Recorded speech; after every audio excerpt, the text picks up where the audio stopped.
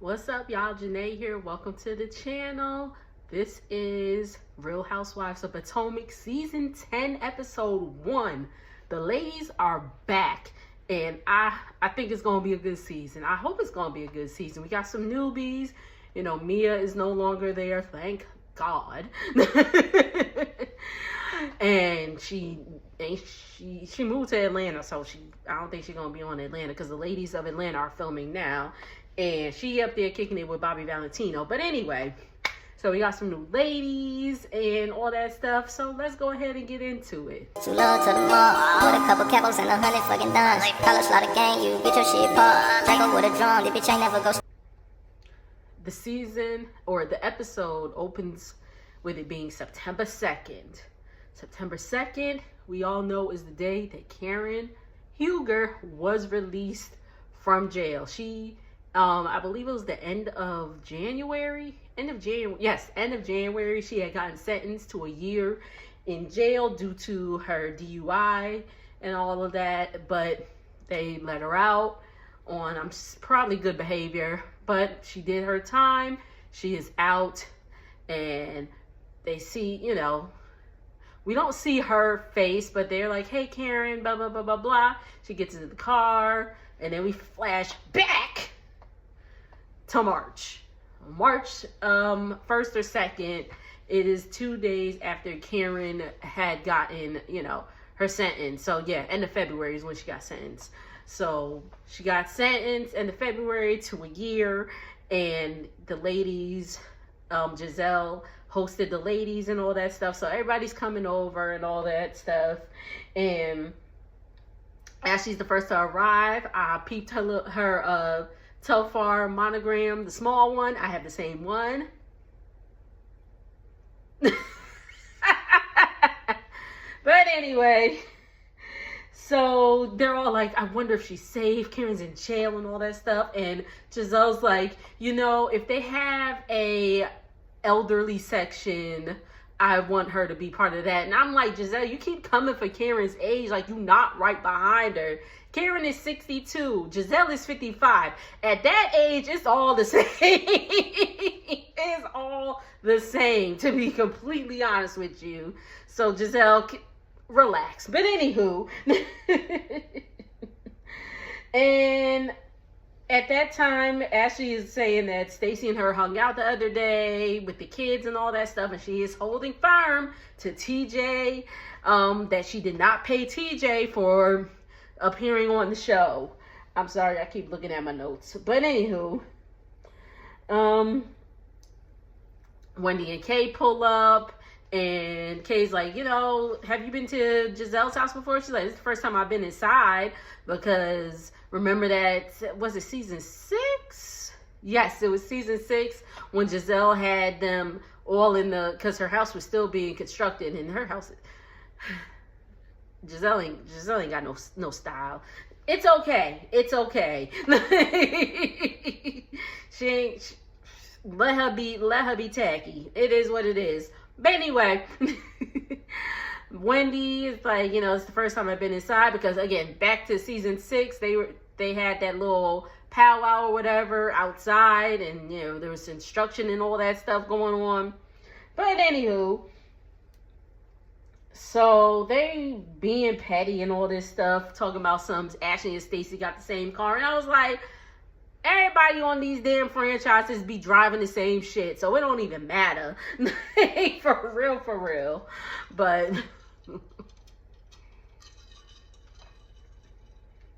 so Stacey pulls up, and Stacey let out a belch that I was like, oh, I mean, don't get me wrong, I be belching too, but in my house, at the privacy of, in the privacy of my own house, not on camera. I ain't gonna be like, bah. She was like, oh, excuse me, pardon moi. So they're so again, the ladies are just like, Karen's in jail, y'all.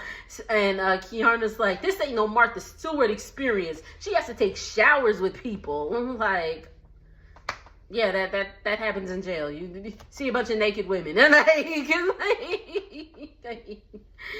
so they're all like, she's in jail. As she makes the joke about Thomas Jefferson's concubine, because we saw Karen's tape where she was like, I am Thomas Jefferson's concubine. Whoo, child. But anyway, Giselle does mention it is the 4th DUI. So again, we just hope that Karen has learned her lesson in this. Do not drink and drive under any circumstances. You're too old, Karen, to be honest, you're too old to be doing this, but it is what it is.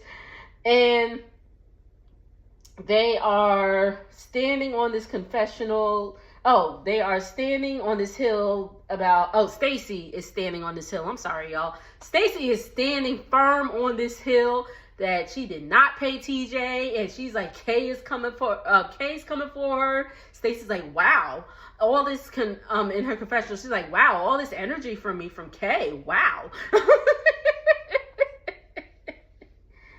And all of that. So they're doing all this, and Stacy gets up and leave. And Giselle said that her and Ashley got this from a source that TJ was promised half of Stacy's Real Housewives check. And I'm like, that don't sound right, because even if I was paying you to be on the show, I ain't giving you half my check now. But anyway, that was in March. We go to May. So this is what really went. So I'm assuming, they got the ladies together to film for, to get the reaction of Karen being in jail, because they did take her in right away. And so 2 months later is when filming actually begins. So, in the beginning, at the start of the episode, we have a little montage of what everybody's doing.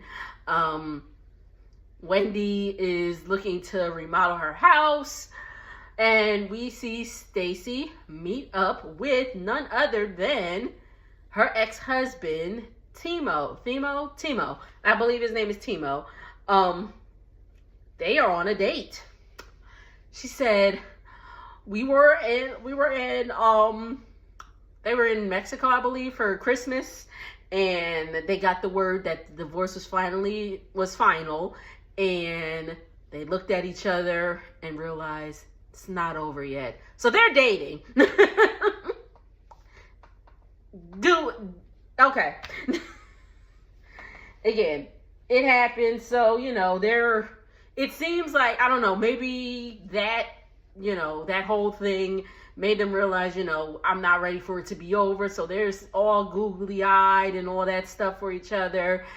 Stacy said their primary focus in their marriage was their daughter. So they kind of lost themselves, which caused them to get divorced. But, in the marriage, you got to prioritize your spouse.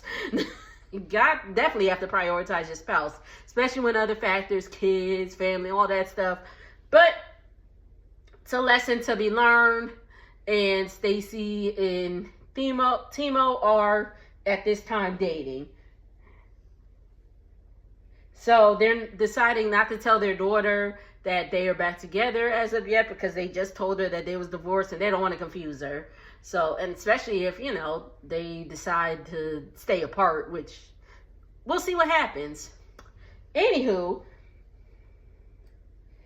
so Kay has moved into her new condo, and Kay's mom, who is Kay's doppelganger, they look about the same age, to be honest with you. You can tell, a little bit in the mom's face that she's older, but she looks amazing. Amazing. Kay had moved into her condo because she had moved out of Greg's house. They had broken up, but now it seemed to be back together. She said she broke up with Greg. 3 months later, he called and was like, want to go to Jamaica and talk about it. So he takes her to Jamaica, and it seems like they are back on track. Kay's mom is not really feeling it. Well, not really. She ain't feeling it. She's like, I don't really like this relationship for you. I don't really like him for you. You could do better, which I agree. You could do better, Kay. And it ain't even, I know people been dogging Greg about his looks and all that stuff. It ain't even about that, even though he is a little oogly, but it's more on the lines of that, you know, the way he was treating her and all that stuff. She could do so much better. But at this time, they are back together. We see a scene with Wendy and the kids. Her kids are getting big, but Eddie's cannabis business, Happy Eddie, is doing great. They are expanding. He's about to go to Jersey because they're about to expand to Jersey. It is legal in New Jersey. So good for him. Great for him. So, you know, they're teaching their kids about entrepreneurship. And the son made a little joke about, like, how much does Chick-fil-A pay? I was like, oh, he won't work for Chick-fil-A? I'm sure they're probably like, you can own some Chick-fil-A's, but you ain't working there. So we see a scene with Ashley, and she is officially divorced. Woo! Sorry, y'all didn't see my belly. But she is officially divorced, and she is throwing a divorce party called the Second Bloom. I was with Stacey, well, where was the first one? But she's at a boutique, and she is meeting with Stacey, and, you know, they're talking, and it's still about this damn, like, TJ was, you know, did she pay TJ and all that stuff? And again, Stacey is like, I have forgiven TJ. She's like, I have forgiven TJ and all that stuff. And Ashley is like, you know, she's like, so you really just gonna, you know, keep this going? She's like, I have nothing to hide. So anyway, Ashley asked her, is she really divorced? She's like, I absolutely am divorced. She's like, well, I ain't see your name in the database because, like a marriage, divorce is public record. So you type in Ashley's name into the Virginia database, she's divorced. Stacey, they and them shady producers, they type their name and ain't nothing come up. But even if you get to, anybody know this, I don't know this, but even if you like have your document sealed, it still has to be put in the data, like the public database, right? The only thing that's getting sealed is like the details, like, you know, custody or who gets what and all that stuff, right? Let me know. I don't know. I ain't never been divorced, so I don't know how that goes, but just, yeah, drop down in the comment. Stacey said in her confessional that Ashley needs to Google a voice coach before Googling her. That was funny because we know Ashley is trying this singing thing, and it did come out that she was trying to sing Killing Me Softly by Roberta. And oh my God, it was terrible. It was terrible. So that was a good one, Stacey. You should have said it to her face, though. Anyway, we see Giselle. She's enjoying being an empty nester. Wait, woohoo, great. And we see a scene with Kay and new castmate Angel. Angel's husband, I forgot his name, but he used to play for the Broncos. So they're both from the area, the DMV area. And they were living in Colorado for a while. So they own a thing called Wonderland Outdoors or something like that. So they provide,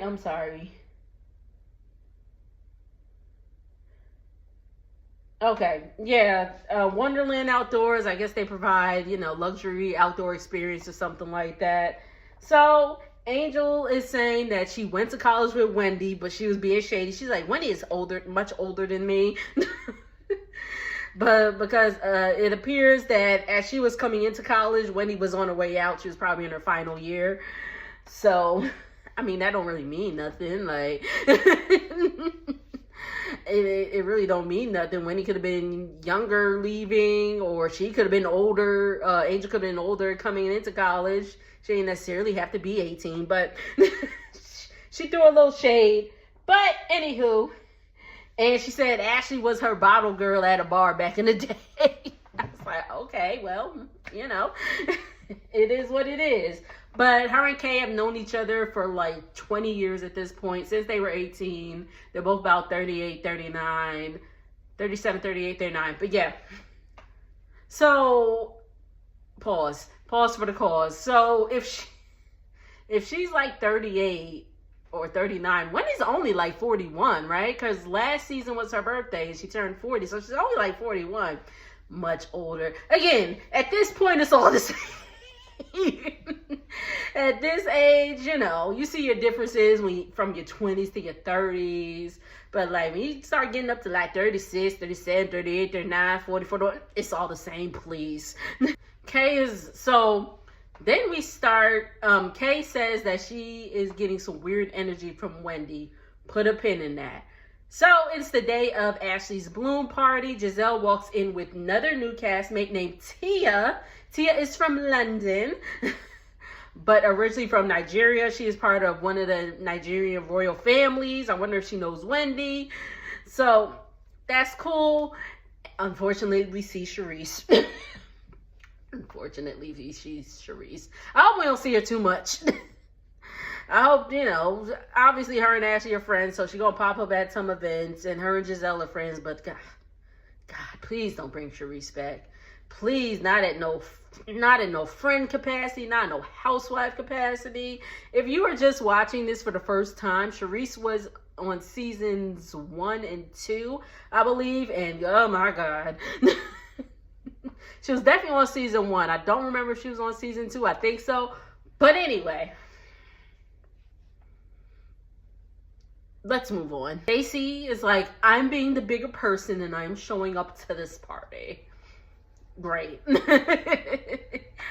Ashley gets introduced as the Duchess Ashley Darby, and I was like, Duchess? So anyway, again, the party's getting started. Wendy showed up like it was her party. I was like, okay, Wendy, it was a nice dress though. Giselle and Wendy had a moment. They were talking. They were literally having a conversation, and Kay comes in. She's like, hi, but they're talking. So Wendy didn't, you know, they're talking, and Kay's like, hi, and you know, they're talking, and Kay's like, well, that was rude. And Wendy was like, I'm not trying to be rude. I'm having the conversation, which literally, same, Wendy, because if you come and say hi, like, and I'm in the middle of talking, I'll say hi to you when I'm done, but I'm going to finish my conversation so I don't lose track of what the hell I'm trying to say. But so obviously Kay is like, she is wanting to, okay, so anyway, they get into it. They're talking about,